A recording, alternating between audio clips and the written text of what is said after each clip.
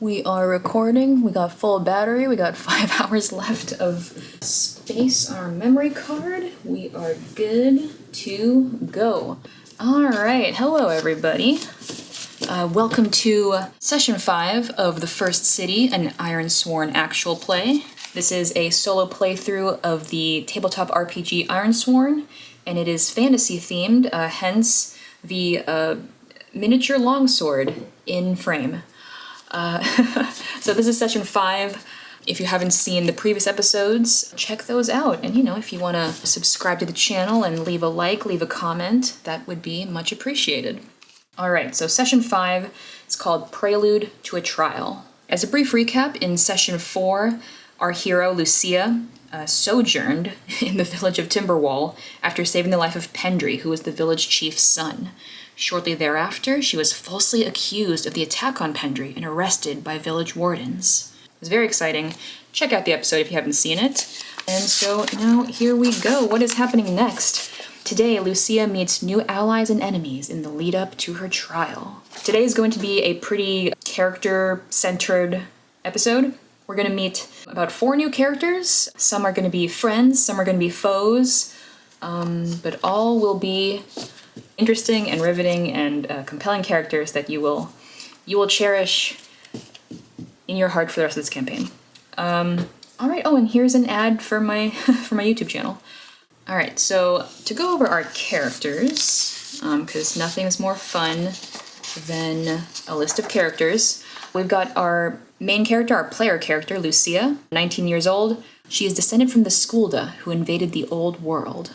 Basically, the Skulda are this people from the old world who invaded and drove out the people who came to the Ironlands. And as a result, Lucia is an outcast from Ironlander society, so people resent her because of her bloodline. Some other characters we met in previous sessions. Pendry, he's the son of the chief of Timberwall. He was severely injured after a bear attack and a fall into a ravine, but Lucia luckily saved his life. Cormac is Lucia's loyal hound. Last session we met Lily, who is Lucia's childhood friend, her only friend, because as we said, she's an outcast from Ironlander society, so she doesn't have any friends except for Lily. Deshi is a warden of Timberwall. A warden is like a guard, a village guard, and he's a nice dude. He's friends with Lily, so he met Lucia last session. Here are our stats. I won't go over them actually, because I'm trying to streamline these videos a little bit more. You can see them all right here. And if any of these stats become important later for our moves, I'll mention them then. All right, so with that being said, here's her vow, her epic background vow, found the first city of the Ironlands. And so far in the campaign, we actually haven't really talked about this very much. The previous 4 sessions have been kind of a prologue style thing. We haven't really talked about why the campaign is called the First City, but we will get to that today. We will get to that in like 5 minutes. As soon as I'm done going over all of this stuff, we will finally establish why this campaign is called the First City. All right. I think that's it for all of the prelude kind of stuff. We've established where we've been, who we are, and where we're going. So now we can get started with the gameplay. We are actually going to start off with a quest starter. I'm trying to do an extra challenge with this campaign where basically the Ironsworn rulebook has a bunch of quest starter prompts. They're prompts that help you come up with interesting ideas for your campaign. I'm trying to incorporate a bunch of these, basically like all of these I'm trying to incorporate into the story somehow. And as you can see, I've already got 4 of them. And here is one of those. This is the quest starter for the Leader's Truth. In brief, you have vivid reoccurring dreams of an Ironland city. It has strong stone walls, bustling markets, and a keep on a high hill. And so many people. Nowhere in the Ironlands does such a city exist. So this right here is why our campaign is called the First City. Somehow, by the end of this campaign, we want to have this city come into existence. So we need to somehow found this city. And that's why Lucia's epic background vow is to found the first city of the Ironlands. All right, so let's see how we can incorporate that quest starter into our narrative. Lucia was lost in a dream. Standing in the middle of a bustling market square, bursting with the energy and noise of countless masses of people moving about their business, The thought occurred to her, in that vague, half-formed way that is common in dreams, that she had never been in this place before, had never seen these people. In the distance, a wall rose high above the meandering crowds, its battlements patrolled by men and women wearing the familiar red cloaks of the wardens of Timberwall. Unlike the crude wooden palisades of the village, though, this wall was made of stone, and Lucia pitied any army that might attempt to overcome its defenses. In the space of a breath, the scene shifted. Rather than a bright marketplace bathed in sunlight, she found herself sitting at a table in a small room, the interior dimly lit by moonlight streaming in through a pair of narrow windows. She looked down. The table was strewn with what seemed to be flat, cream-colored leaves covered in strange symbols that she couldn't understand. "Do you think they'll arrive tomorrow?" A familiar voice. She looked up. Lily was there, standing in the doorway, and she looked radiant. With the dignity of a queen, she wore a finely woven cloak pinned elegantly at her shoulder with an ornate iron clasp. Lucia marveled at the skill it must have taken to craft such a garment, and the semi-conscious part of her that remembered the shabby realities of Ironlander fashion wondered who had made it. Lily stared at her, waiting for an answer to her question, and while the waking Lucia would have had no idea what her friend was talking about, the Lucia in this dream seemed to know exactly what to say. "It's as likely a day as any, though we mustn't be caught sitting on our hands if they should fail to turn up." The response seemed to satisfy Lily, who gave a slight nod. "And what about the Harbinger?" she asked. Harbinger. There was something about that word that sparked a glint of recognition in Lucia's brain, as if, by reaching out her hand, she might pluck the word from the air and with it realize the solution to a million tangled problems. In the sleep-locked recesses of her mind, she reached for it, aiming the rapidly dissolving fragments of her consciousness toward the meaning, the salvational significance of Harbinger. But before she could quite grasp it, she was awake. Hempen rope was tied around her wrists, uncomfortably tight, digging into her skin. She was sitting up on a hard wooden bench, but she must have fallen asleep. As wakefulness slowly restored her awareness of exactly where she was and how she'd gotten there, Lucia recognized the interior of the prison hut where Timberwall kept alleged criminals until they could be brought to trial. There was nothing barring her movement save for the rope ensnaring her wrists, but there was a warden with axe and spear standing just outside the open doorway. Lucia remembered now. The accusation, the arrest, the imprisonment. She had been charged with Pendry's attempted murder by Lieutenant Warden, been captured while trying to get away, then been unceremoniously thrown into this God's forsaken place. And now, she was trapped. Dun dun dun. Oh. I always say that. I should stop doing that because it loses its impact if you say it too much. The dun dun dun. Anyway, alright. So, that kind of introductory portion of the session was a dream sequence. Lucia had a dream about this great stone city, as described in the quest starter. We're trying to do some foreshadowing, we're trying to preview where we're trying to go with this narrative. So by the end of this campaign, hopefully, this can become a reality somehow. And I tried to include some interesting details that hopefully we can incorporate in the future. For example, we need to invent paper. These flat cream-colored leaves covered in strange symbols that she couldn't understand. Hopefully that's clear that that's paper. This setting we have, it's Iron Age inspired, and specifically it's like Iron Age Britain is what I'm inspired by because that's what came up on Google when I Googled facts about the Iron Age. And I don't think they had like paper then. So Lucia doesn't have paper either. So we need to invent that somehow by the end of this. All of this stuff has to happen somehow. We'll figure it out. And then this whole thing right here, Harbinger, that's an idea I came up with. It just felt right to include that little spiel here in this scene. According to this section, it's an important word, it's a significant word, and so we're gonna have to make it significant somehow. I don't fully know how we're gonna do that exactly. I don't have a concrete idea of what Harbinger means. I do have some preliminary ideas, and actually I'll tell you where I got this word from. It's actually in one of the quest starters. I knew that I wanted to have paragraphs with this format, where it's like, what about the blank? And then blank. There was something about that word, blank, that sparked a blah, blah, blah, blah, blah. So I wanted to have some sort of significant word in here. I didn't know what it was, but I was looking through the Ironsworn rulebook, and I happened upon the word Harbinger, and I was like, that sounds special. That could be a special word. So yes, Harbinger is going to be a significant word somehow in this narrative, like it's going to be the key that unlocks something. But you know what? That's in the far future. We have plenty of time to figure out how to make that happen. Anyway, a lot of ideas stuffed into this introductory section. Hopefully it all made sense. All right, let's get back to the plot. Lucia she's imprisoned. She's trapped.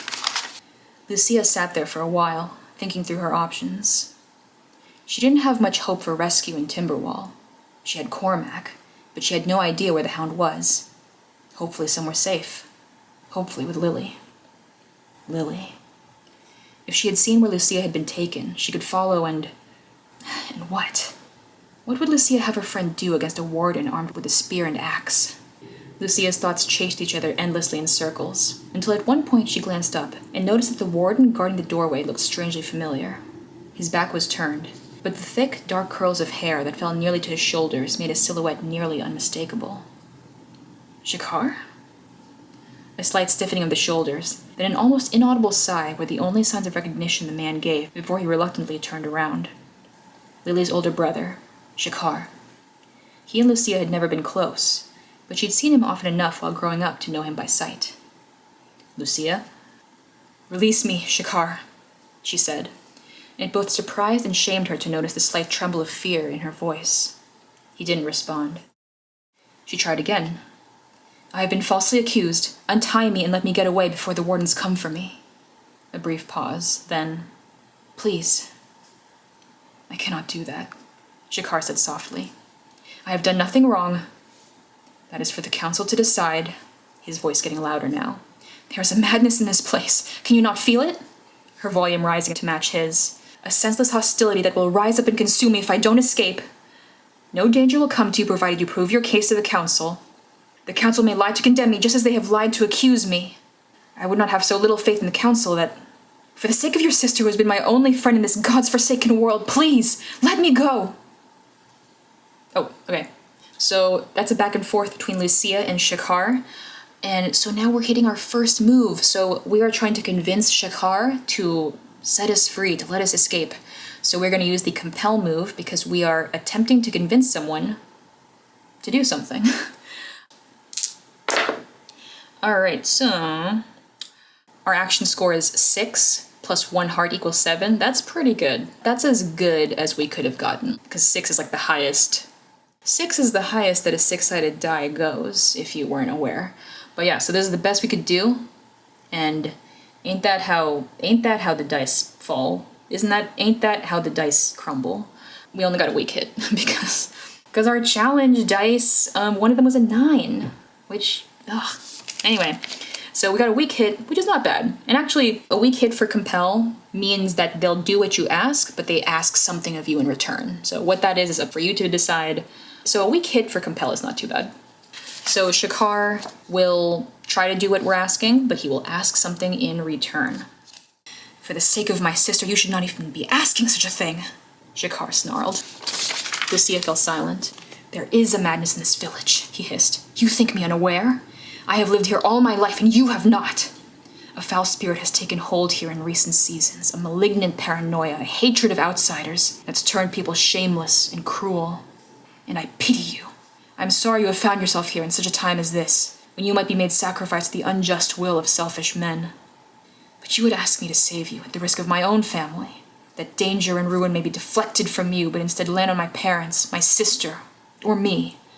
And that, here Shakar faltered, that I cannot do.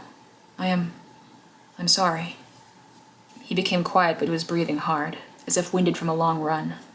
A silence fell between them for a long while. When he spoke again at last, it was to say the last thing Lucia expected, but which perhaps should not have been such a surprise, since throughout her life she had known Shakar to be at times youthful, moody, or inscrutable, but never unkind. If I do what you ask, he said quietly, you must leave and never come back. I can direct all blame at myself for letting you escape, but that is the kind of thing I could only do once. For your sake, and Lily's sake, you cannot be in Timberwall. Lucia thought for a moment, suddenly uncertain as to the rightness of what she was asking. Come on then, Shakar said as he walked forward and knelt down to start to undo the bonds around her wrists. "Shakar!" A woman's voice called out suddenly from outside the prison hut, and at the sound Shakar froze, then hurriedly stood up and backed away from Lucia, a look of panic and regret on his face. Alright, so as I said, very character-centric session today. We're going to meet several new characters here, and here is the first new character. We need a name for her, and we already had plenty of names in our name pool, and I liked the name Perella for this new character, so we're going to go with Perella. In the doorway appeared a warden, a tall woman with blonde hair and a proud bearing, powerfully built, limbs thick with muscle and fat. From where she was sitting, Lucia stared up at the woman with no small amount of awe. She would have hated to face her in a wrestling match. The large woman looked back and forth between Lucia and Shakar, a hint of suspicion lightly furrowing her brow. "Everything all right in here?" she asked. "It's fine, Perella," Shakar mumbled, glancing at Lucia with what seemed to be a measure of sadness and concern before turning his gaze toward his fellow warden. "Time for a change of guard?" And here's another character. This time I wanted to roll for some new names, so I rolled a 79. That gave us two options, because there's two Ironlander names oracle tables, and the options were Bryn and Yorath. This is going to be a male character, and I was feeling that Yorath would be a good fit. So Bryn goes into the name pool. Perella shook her head. "The lieutenant's asking for her." Out of the corner of her eye, Lucia saw Shakar's expression shift to one of utter dread as Perella went on. "She's going to see Yorath." Alright, here's another quest starter. We got two quest starters in this session. This one is for the Old World truth. In brief, because of your Skulda heritage, your family has long borne the distrust of your fellow Ironlanders. Now, a small force of Skulda have landed on our shores. Where do your loyalties lie? Alright, so we will see how that plays into our story right now. Yorath was an angry-looking warden in his late 30s, a veteran of countless minor skirmishes, who exuded the air of a man frustrated and perplexed by his perpetual role as second-in-command to people gifted with far more charisma and brains than he. Frowning from behind a thick black beard, he glared at the prisoner bound and seated at the table before him. "We have witnesses placing you and your filthy dog by Prince Pendry's side while he lay dying at Timberwall's gate." He spoke as though presenting ironclad proof of guilt. "They witnessed me bringing him to the village because that is what I did," Lucia replied, raising her chin and defiantly meeting his gaze. "I saved him." "Hardly saved," the lieutenant spat back. "His clothes were soaked through with blood. The bones in his leg were broken. It took all the skill of our best healers to pull him back from death's shade. A bear did that. It chased us and raked its claws across his back. Then Pendry fell from a great height. I fell too. Look at me." She raised her bound wrists insistently toward the warden, showing him the blood-stained bandages wrapped around her hands. "You think I did this to myself?" "I wouldn't claim to know what sorts of madness or treachery a Skulda is capable of." The sudden turn in the conversation took Lucia aback. The whole confrontation felt like some nonsensical game that she didn't want to play. But she had no choice. She was playing for her life. "My family," she began a bit unsteadily, "have lived in the Ironlands for generations, and never have we committed an act deserving of suspicion or scorn. Isolation makes cowards out of scoundrels." Yorath slammed his fists on the table, pushed his chair away from the table and stood, looming over Lucia as he continued his rant. "We know that more of your wretched kind have landed on our shores. Long have you lived among us, lying in wait for the day when numbers would be on your side and the cost of betrayal would not be so dear. And now your chance has come, and you have tried to kill our prince and sow chaos amongst our people." He put his palms on the table, leaned in toward Lucia, his voice lowered to a vicious hiss. "Do you deny it?" She had no response. So many things had happened that day that didn't make any sense. This was just the latest among them. All she knew was that she felt very tired. Fresh out of patience, Yorath reached toward his belt and pulled out an iron dagger, stabbed it downward, and stuck it into the wooden table in front of Lucia. "Confess your guilt upon iron, and we may spare your life." Lucia stared at the knife on the table. Confessing on iron was a heresy, a perversion of the ancient Ironlander tradition of swearing iron vows, promoted by those who had little knowledge of native Ironlander custom, and even less respect for it. Although her family was not native to the Ironlands, they had been grateful to the land and its inhabitants for giving them a home, and Lucia's parents had taught her from childhood to abide by its ways. Iron was for swearing vows, not confessing sins. She looked up at the warden, stared him straight in the eye, and simply said, "No." "No?" Yorath's frown deepened. No, I will not confess to something I did not do, and I would not defile iron by uttering such a lie. Yorath sneered something under his breath that Lucia couldn't quite hear. In that moment, something snapped in her mind, whether from weariness brought on by the events of the day, or a deeper exhaustion stemming from the sorrows of a lifetime. A steely resolve seemed to lock into place inside her, and it refused to let her be dragged along like a helpless swimmer in a current. Before Yorath could stop her, and before she could stop herself, she had grabbed the knife from the table, grasping it in her hands, which were still bound tightly together with rope. But she didn't hold the weapon by the handle. She held it by the blade. Gripping it in the palms of her hands so tightly she knew she would regret it, Lucia swore her solemn vow. I swear upon iron that I will clear my name and disprove your lies. All right, another move, and this is a fun one. We are swearing an iron vow. We are swearing upon iron to complete a quest, and Lucia's quest is to clear her name of this false accusation. So we rolled, and we got a sad trombone. We got the worst outcome we could have gotten, which is a 1. We rolled a 1, which is the lowest number on a 6-sided die, plus 1 heart equals 2, and man, we were close. The challenge dice were actually pretty dang low, only a 3 and a 5, so very low bar, but even that, we tripped over it, unfortunately. So 2 does not beat any of those, so that is a complete miss, sadly. So what happens there is if you miss your swear an iron vow move, you actually have 2 options. You can press forward, but there's going to be some sort of difficulty, like there's going to be some initial challenge you have to overcome. So that's option 1. Option 2 is you forsake your vow immediately, like you just give up right away. So that's what Lucia does. She gives up right away. No, I'm just kidding. That would be terrible. No, so we don't give up. We lose our 2 momentum and we keep going. Ironsworn gives you a lot of latitude in deciding what exactly happens narratively. And so honestly, I didn't want to linger on this. I wanted to just kind of move on because I have other plot points I want to hit in this session. So I didn't want to linger on the outcome of this move. So the difficulty I put for her narratively was not that big of a deal. Nothing much is going to happen. We're going to move on pretty quickly here. But we did lose 2 momentum, so that was our main negative consequence from this miss. As she released her grip, the knife dropped out of her hands and clattered dully on the table. A few drops of blood dripped down from where her death grip on the blade had cut into her palms. Yorath said nothing as he stared down at the fallen weapon. After a long, silent moment, he looked back up toward Lucia and said, "The trial is tomorrow. Tonight, you will spend in prison." So, my negative consequence for her narratively was that the trial is tomorrow, so she has almost no time to prepare. Alright, but with that being said, we have a new vow. I decided to give it a dangerous rank, and the vow is to clear our name of the attack on Pendry. Let's see how far Lucia gets with that. Back in the prison hut, Lucia found herself guarded by the large woman, Perella. Although she hadn't visited Timberwall in almost 2 years, she was fairly confident that she had seen all of the low-ranking wardens of the settlement at least once, especially those who regularly manned the village gate and allowed visitors in and out. Perella wasn't one of these. Lucia had never seen her before in her life. At one point, the warden turned her head and noticed Lucia staring at her. "Can't say I'm not flattered," the woman said with a cocky smile. "But it is a bit rude to stare at a person, you know. I've just never seen you before, and I thought I knew most of the wardens in this village." "Well, not this one." Perella placed the spear she was holding aside and turned fully to face Lucia. The woman was huge, as tall as most men Lucia had ever seen, and her muscular bulk formed an imposing silhouette against the open doorway. "I've only lived here about a year. I wasn't born in Timberwall, in case you couldn't tell." "Oh, of course. How could she have missed it?"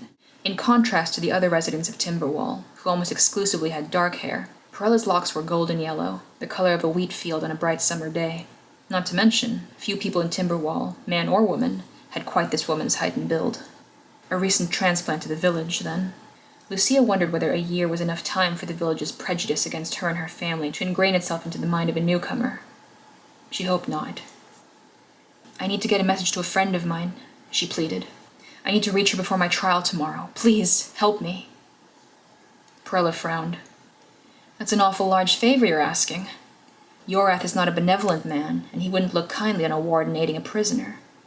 Tell me, why should I risk my career, and possibly my liberty and my life, to help you?" Lucia had no good answer for her. Regardless, Perella went on. "I've heard of you, you know. You're a favorite topic of conversation at village gatherings when the otherwise overflowing well of gossip runs dry. Schooled, traitors, on and on they go." The warden looked bored even at the memory of it. To be honest, it gets quite tedious, she continued, hearing people disparage folk who aren't even present. I've been on the outskirts of social respectability myself at times. At this, a look of perturbation briefly crossed her face. It's always the worst people who say the worst things. There was an opening. It may have been her imagination, but Lucia thought she had felt a connection just now. A commonality of feeling, however tenuous, between two people who knew what it was like to be an outsider in a lonely land. In a voice as steady and strong as she could manage, she said, I have been an outcast all my life. Since my birth, this village has withheld its love from me, and now they seek to take from me so much more. She looked Perella straight in the eye, willing her to hear her, to somehow understand. If they would have me stand trial for a crime I did not commit, then I will stand trial. I won't go down without a fight. But I would have it be a fair fight. There's no justice when the prosecution is built on lies, but if I had an ally, at least I wouldn't be fighting alone. And I've only ever had one ally in this awful, unjust place. Alright, so now we're trying to convince Perella to help us out, just like we tried to convince Shikar. So that brings us to another compel move. We're attempting to convince someone to do something. So we rolled, and we got another very good result, actually. So 6 plus 1 heart is 7. Unfortunately, our challenge dice were once again quite high today. 3 and 10, that means there's only a weak hit, which isn't too bad. Perella was silent for a while. Silent so long that Lucia thought the woman no longer wished to speak to her, and so her last embers of hope nearly flickered out. But after several seconds, which felt like hours, Perella spoke. All right, outcast, I'll put my hide in the line for you. I've always thought I'd prefer an exciting life to an easy one. She smiled bitterly. But you must do something for me in return. What is it? Win. Win your trial, and prove to me that the worst people don't always triumph. The warden headed back toward the doorway to resume her watch, but not before she and Lucia shared a brief look. Not one of friendship, but of mutual understanding. Without turning her head, Perella said as she walked away, Deshi will be here soon to take over guard duty. I'll have him summon your friend first. A while later, Lily rushed through the doorway and ran over to where Lucia was sitting, enveloping her in a tight embrace. They're convening a council for your trial tomorrow, she said as she pulled away and knelt down to stay at Lucia's eye level. A mix of village elders and high-ranking leaders, but I'm not sure which ones. Lucia said nothing as she listened to her friend. The composition of that council is key, Lily continued gravely. Many in this village are already biased against you, and it will be impossible to get a fair verdict if the judges are unable to look past their prejudices. That being said, there are people with integrity in this village, as hard as that may be for you to believe. At this, Lucia smiled a little, and Lily was gratified to see her friend's somber mood lighten, even if only slightly. If the council contains even one person with wisdom and honor, you may be all right. Almost immediately, she corrected herself. You will be all right. There was silence for a few moments before Lily went on. Unfortunately, your lack of popularity means that you won't have many witnesses to speak to your character. She put a reassuring hand on Lucia's shoulder. But I will be there, my friend, and I will vouch for you. All right, so I'm going to say that we reached a milestone in our vow because we were able to meet up with Lily, and so Lily is going to be present at our trial to give us moral support. So for a dangerous vow, you get 2 progress per milestone, so that's going to be 8 ticks. We got 8 ticks here. 8 ticks out of a possible 40. Long past midnight, Lucia could hardly sleep, anxious as she was about the impending events of the morning. Deshi was standing at the doorway to the prison hut. His was the last shift of guard duty before Lucia's trial was scheduled to start. The young man looked conflicted and sad about the whole situation. Lucia almost felt sorry for him. She had only met Deshi the evening before, but he seemed like someone more inclined to bond with a person over a beer than to persecute a prisoner. Deshi, who is going to be on the council of judges at my trial tomorrow? She knew that he'd likely been instructed not to tell her anything, but with the trial so close, and with her in such a helpless position, any information he might be able to give her felt like a small consolation to ask for. All right, we're trying to gather information from Deshi, so we are asking questions. So our roll was a 4 plus 2 wits equals 6, and sadly, we've been getting a lot of high challenge results here.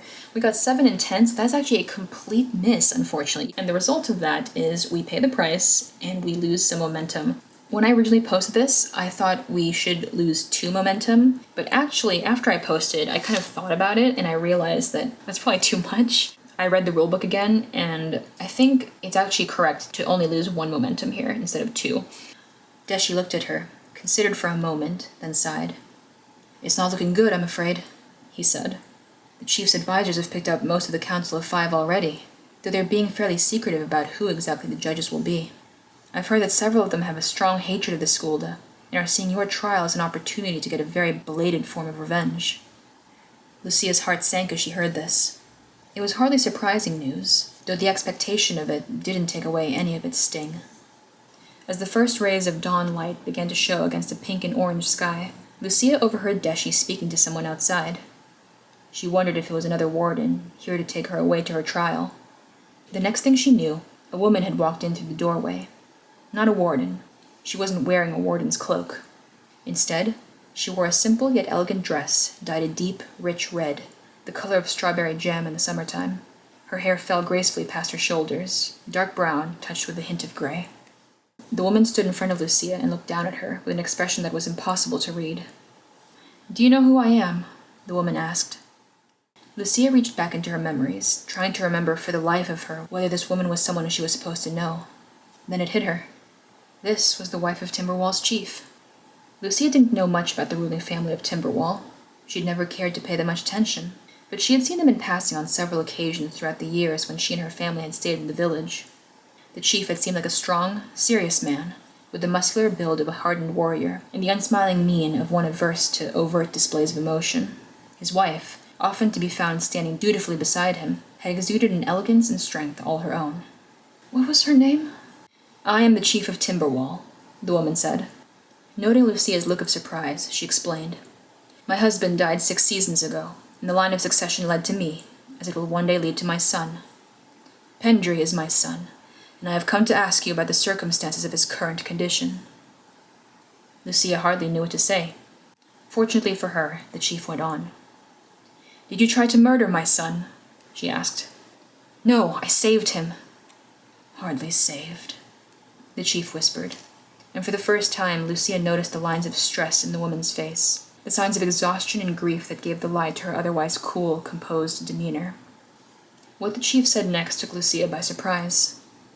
"I have been chosen to be one of the 5 judges at your trial. If you were to maintain your innocence, and if I were to believe you, then I could help sway the council in your favor. Is that what you want?" "Yes," Lucia pleaded. "I'm innocent. Please, help me. Please believe me." "Make me believe you." Lucia thought for a moment, desperate not to let this chance slip away. In this moment, it felt like she was balancing on a knife's edge between salvation and peril.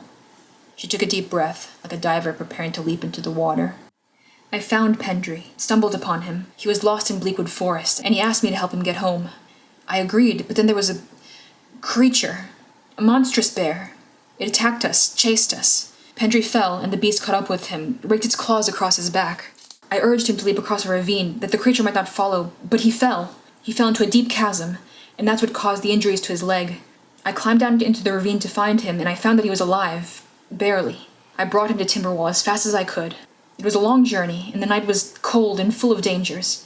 But I brought him here, at perilous risk to myself, for I would not have his death on my conscience." Alright, one more compel here, because now we're trying to convince Pendry's mom, the chief of Timberwall, to help us out. So attempt to convince someone to do something to help us out, and our result is a 1 + 1 = 2.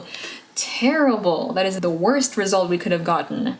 But luckily, the challenge dice were even worse. Or one of them was. We got a 1 and a 3, so we did beat the 1, so that's a weak hit. And I'm actually very relieved that that happened because I really want Pendry's mom on our side. I think it would have been a bummer if she had ended up not liking Lucia. And that would have been a bummer for our story. I think it's much more heartwarming if she's on our side. The chief was silent for a long while. Finally, she said, "I think I might believe you." Lucia scarcely dared breathe a sigh of relief. "At any rate," the chief continued, "your story makes more sense to me than the conspiracies being promulgated by those who would try to advise me." She paused and fixed Lucia with a discerning gaze. "And you seem more honest than them, too." The woman turned as if to leave, but then hesitated and turned back toward Lucia. "Just tell me one thing," she said as she looked down at the young prisoner. "Was Pendry angry with me? Did he blame me for what happened in the forest? I was the one who sent him on that diplomatic mission to the hinterlands. I knew he wasn't ready, but I made myself believe that he was." Here her voice almost broke, and the self-possessed manner of a village chief slipped, gave way to that of a grieving mother worried sick about her child. "And for that I fear that all that has happened to him has been my fault." Lucia thought back to the things Pendry had said to her while he was lying injured in the ravine, before they had begun their journey out of the forest. "No," she said truthfully. "He wasn't angry with you, and he didn't blame you. He said he loves you, and to apologize to you for him if he ended up not making it home." The answer seemed to satisfy the other woman, who gave a slight nod and quickly regained her regal composure. She turned to leave, but paused at the doorway to address Lucia one last time. "Rest while you are able, girl," she said. "These are dangerous times, and I fear that they grow more dangerous by the day. But I will help you, if I can." Alright, and since we got Pendry's mom on our side, or, well, chief of the village, they're not mutually exclusive, we got some progress on our vow. So that's a milestone for us. 2 progress on our vow, so that's 8 ticks. So we're up to here. So 4 progress out of a possible 10. And also, I said this in a previous session, but because our background vow is so heavy, it's gonna take a long time. There's 40 ticks, so basically 40 of these bars that could be filled. I'm going to really try to find opportunities wherever I can to mark progress on the background vow. And in this case, since we kind of won over the village chief of Timberwall, I figured that was a pretty nice development, worthy of a milestone for this background vow, because having the chief of Timberwall on our side should be pretty important in terms of the politics of the Ironlands. So we're gonna get a tick of progress. So now we're at 2 out of 40. We're on our way. Cool. So pretty good session today. We got a lot of stuff done, met a lot of new characters. Hopefully you liked them. Coming up next, in Session 6, Lucia's trial begins. Who will the rest of her judges be?